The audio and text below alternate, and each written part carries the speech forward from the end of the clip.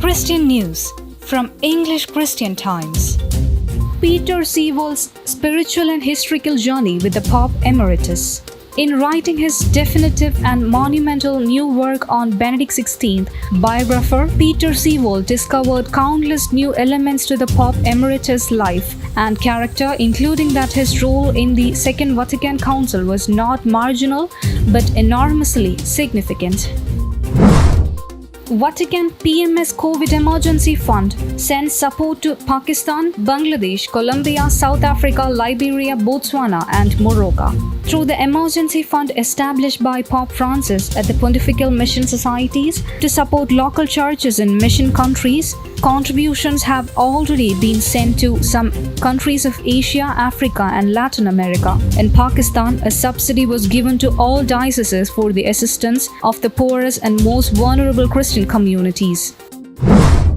Holy Land Bishop, Israel's planned partial annexation of West Bank land is unjust from a historical, moral, and human rights perspective. The patriarchs and leaders of the churches in the Holy Land on May 7, 2020 issued a declaration that called on the new Israeli government to refrain from its planned partial annexation of Palestinian-held territory on the West Bank. The plan envisages in particular the annexation of the Jordan Valley and the land that holds many Jewish settlements. Aid to the Church in Need spoke about the situation with Auxiliary Bishop Giacinto Marcazo, the Patriarchal Latin Vicar of Jerusalem and Palestine.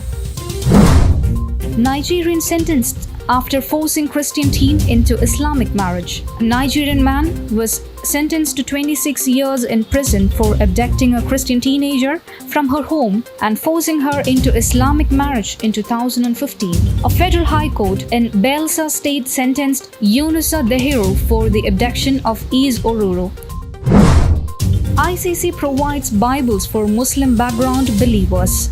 As a Muslim background believer, purchasing a Bible in an Islamic community can pose a deadly risk. The simple act of looking at a Bible in public can lead to an accusation of apostasy, which can have life-threatening consequences. Further still, MPPs are often abused by their own families in their conversion, as discovered.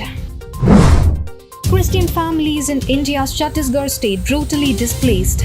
On May 20th, 3 Christian families in India's Chhattisgarh state were brutally attacked and displaced by radical Hindu nationalists. The attack, which took place in the middle of the night, has several Christians severely injured and all 3 families homeless. Possible governmental changes threaten Christian voices.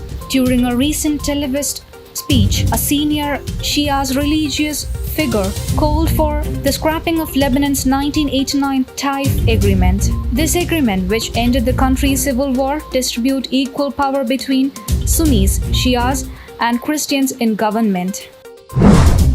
St. Augustine Bishop calls for end to Florida death penalty. All of Florida's death row inmates live in the Diocese of St. Augustine. Many are Catholic. At least twice a year, St. Augustine's Bishop Feliz Estevez goes to visit death row inmates himself. So when Estevez issued a pastoral letter this week chronicling the efforts of Catholics in Florida to end the death penalty and laying out the Catholic case for its abolition, the issue was personal. Illinois church reopening.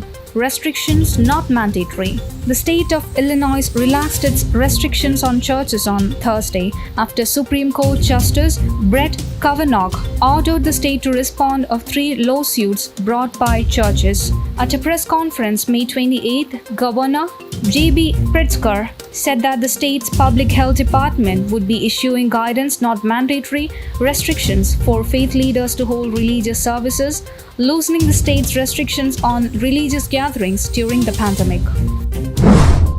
I will go anywhere and do anything in order to communicate the love of Jesus to those who do not know him or have forgotten him. St. Francis Xavier Cabrini. News Desk, Christian Times.